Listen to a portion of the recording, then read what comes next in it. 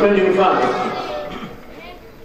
mfano katika upande huo ni mtu mmoja aliyeandika kitabu ambacho ameorodhesha watu 100 tangu ulimwengu uumbwe ambao yeye anaamini ndio wenye akili sana katika ulimwengu. Kiongozi wao alimfanya ni Mtume Muhammad. Na huyu bwana ni Marekani, si Muislamu, haiko la hati.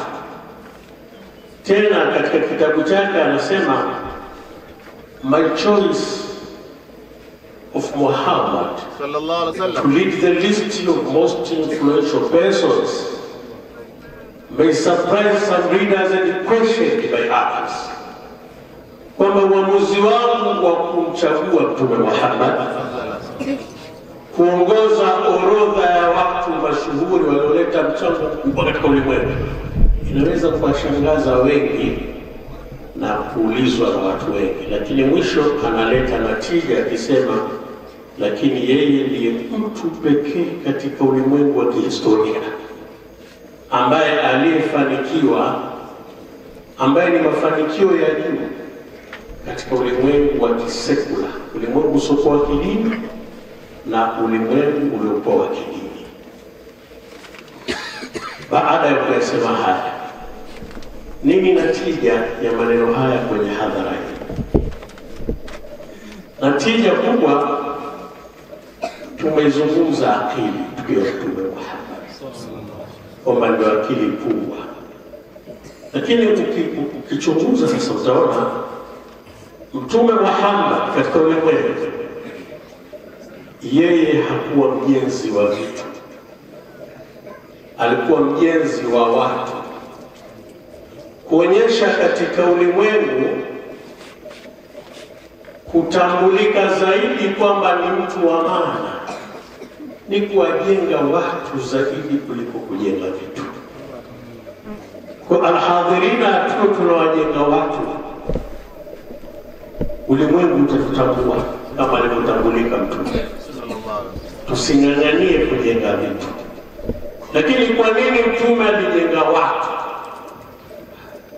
Hakushughulika na kujenga vitu, sababu Mtume mpaka anaondoka Maka hakuna barabara ya lami. Lakini ulimwengu wa watu wanaojua wameendelea, wenye maendeleo makubwa katika ulimwengu, kila unayemsoma kuhusu Mtume Muhammad asema hakuna kama huyo, kuonyesha kwamba anayezingatiwa katika ulimwengu ni yule mwenye kujenga watu, sio vitu. Lakini la pili, taarifu hii sasa inakusaidia jambo lingine, kwamba katika ulimwengu mwenye akili ni yule anayejali zaidi kunufaika kuliko kupata. Kwa sababu unaweza ukapata vingi lakini usinufaike.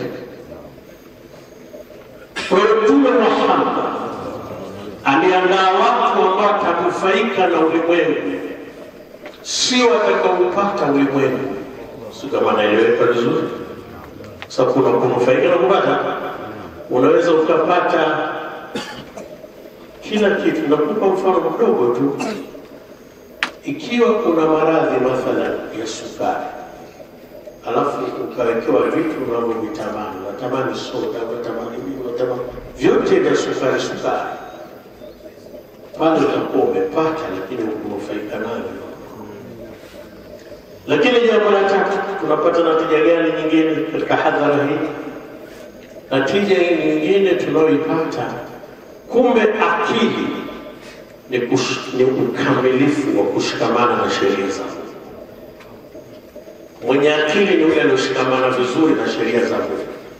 Ndio maana ulimwengu wa kisekula na ulimwengu wa Kiislamu wamekubaliana, huyu bingwa wa tabia nzuri, bingwa kushikamana na sheria za Mungu, Mtume Muhammad ndio mwenye akili kuliko watu wote. Kwa natija tunaipata ni kwamba mwenye akili ni yule ambaye ameshikamana vizuri na sheria za Mwenyezi Mungu kwa kamilifu. Na pia ibara hii inatuambia mwenye akili sio yule aliyetengeneza kitu kwa sura hiyo. Hata kutengeneza ndege sio akili, hata kutengeneza simu sio akili, hata kutengeneza gari si matokeo ya akili bora. Vinginevyo hawa waliotengeneza magari, madege wasingemtambua mtume kama ndiye mwenye akili sana. Lakini pili, si mnajua mwanadamu kuna kitu ambacho mdudu au mnyama anaweza akatengeneza na binadamu asiwezi? Nyuki anatengeneza asali, kuna mwanadamu anaweza kutengeneza asali. Sasa kama kutengeneza ni akili, nyuki ana akili kuliko binadamu. Lakini mwingine anasema kwamba akili labda ni kufaulu sana mtihani. Pia sio.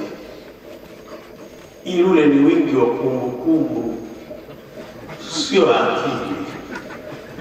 Ni kumbukumbu nyingi tu ndio unaweza kupata A nyingi, B nyingi.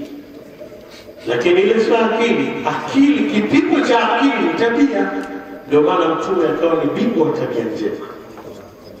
Tukikuona unaweza kuishi na kila mtu katika jamii, ni dalili kwamba wewe una tabia nzuri sana. Yuko daktari mmoja, namaliza, Dr. Bingwa, alikuwa ni profesa katika moja ya hospitali zetu kubwa hapa Tanzania. Yule daktari ilikuwa hakuna mfano wake katika operation, na anasifika kwamba ana akili nyingi sana. Tulikuwa tunawaambia watu huyu ana akili. Kwa nini? Kwa sababu huwa tabia yake inaweza kufanya operation mpaka kwanza kalewa, lakini akishamaliza anaweza akajisaidia haja ndogo mbele za watu. Wewe hana akili, ana maarifa tu ya kufanya kazi yake, kama nyuki alivyokuwa na maarifa kutoa asali. Kwa sura hiyo basi, mtu mwenye akili ni yule ambaye ana matokeo chanya katika ulimwengu. Na matokeo chanya tumeona ni kuifuata dini kwa ukamilifu. Mshikeni Mtume Muhammad, kwa sababu waman takum bi rasulillahi wal nusratu in talqahu al-usru fi ajamiha tajid. Ambaye Mtume Muhammad atakuwa ndo nusura yake, atamfanya ndo nusura yake. Akikutana na simba ndani ya vichaka vyake, basi yule simba atajificha au atamkimbia yule bwana ambaye ameshikamana na Mtume Muhammad. Tumalizie vibara kuweka vizuri kwamba kwa nini usuri ataje simba vichakani. Ni kwamba simba anakuwa mkali sana akiwa kichakani. Ndio maana ni vizuri sana kuogopa chaka la simba. Assalamu alaikum warahmatullahi wabarakatuh.